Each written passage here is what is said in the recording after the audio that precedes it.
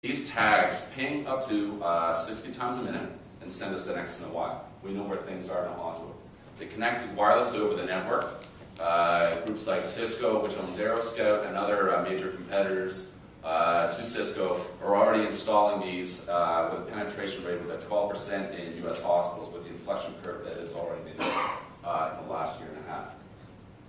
Next slide. We take that information, and from the information we're gathering from hospital subsystems around patients, admit discharges, lab systems, and pharmacy information, we're putting all this into a very powerful spatial business intelligence platform. And with that information, this enterprise-level information, we actually create a visualization of what's going on in a hospital. So essentially, we're taking information and looking at it a floor plan instead of a map. Things like this. What we're able to do with this technology is then track the movement of a patient, staff, or asset through a hospital facility. And with the detailed information we get from this hardware, we actually understand at a very detailed level where they are on a second-by-second basis within the hospital and save that information over time.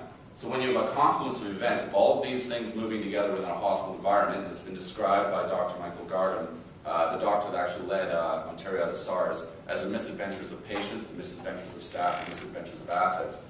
We actually can calculate where all those potential disease handshakes occur. We essentially track the disease through a hospital environment. Millions of people who are today sharing information, voting on information, basically distributing this content. What if we can actually tap into that and gain insights from that, as opposed to being bombarded with that?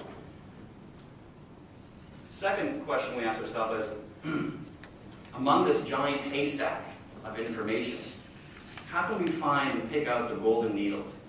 Can we identify trends in real time and also use that for predictive knowledge? Can we predict what's going to happen in the future based on what's happening now, early on? So identifying and predicting trends is one of the key aspects of our vision and our solution.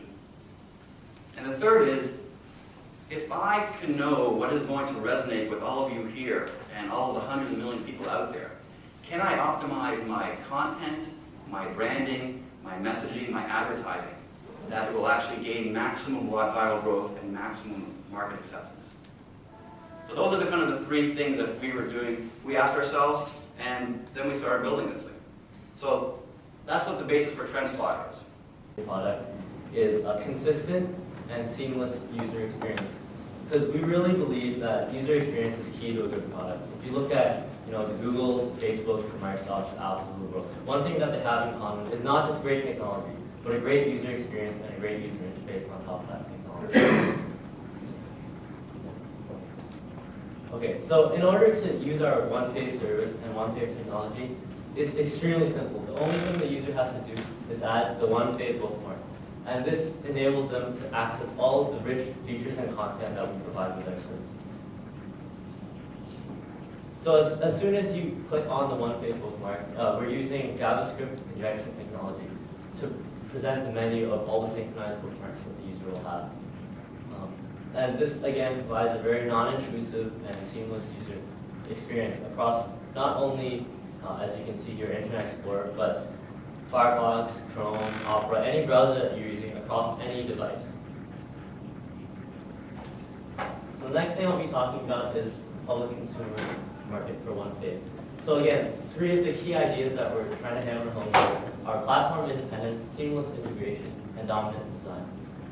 So again, with platform independence, we're producing a product that straight out of the box is going to be instantly portable to any device that's not just existing now, but in the future as well. So for instance, if you have a set of bookmarks and pages that you frequent and would like to visit on your desk, on your laptop, with our technology, you'll be able to synchronize them to the cloud and then load them onto any of your mobile devices.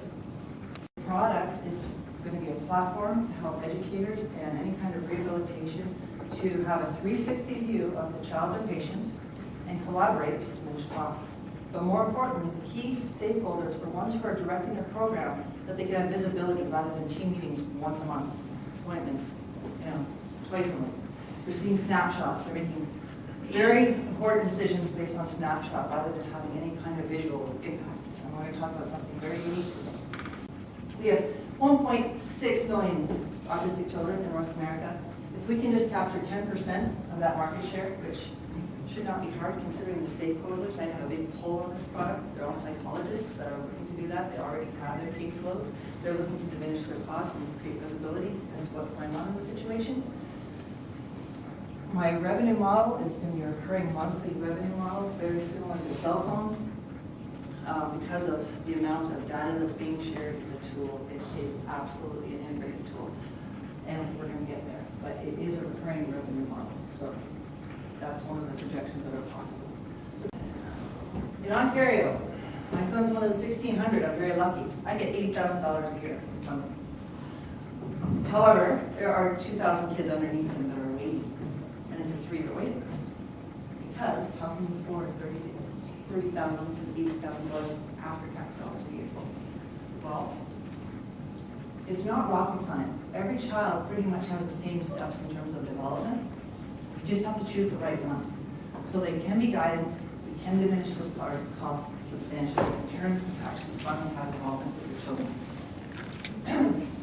Other provinces, very similar situation across Ontario. I just chose that because we're in the room. It's a little bit more of an impact statement. Next slide. We go to the states. 22 states already have funding for ABA, and that's all going through insurance providers, but it's not a government type thing. It's more of an extended healthcare benefit. And Obama's just put in $12 billion, mostly directed towards the autism epidemic. Generation Rescue is very forceful, and so are a bunch of the other advocacy groups in pushing the knowledge and awareness that this is an epidemic. We have to handle these children. They can recover rather than having to pay $4 to $5 billion for the rest of their lives to take care of.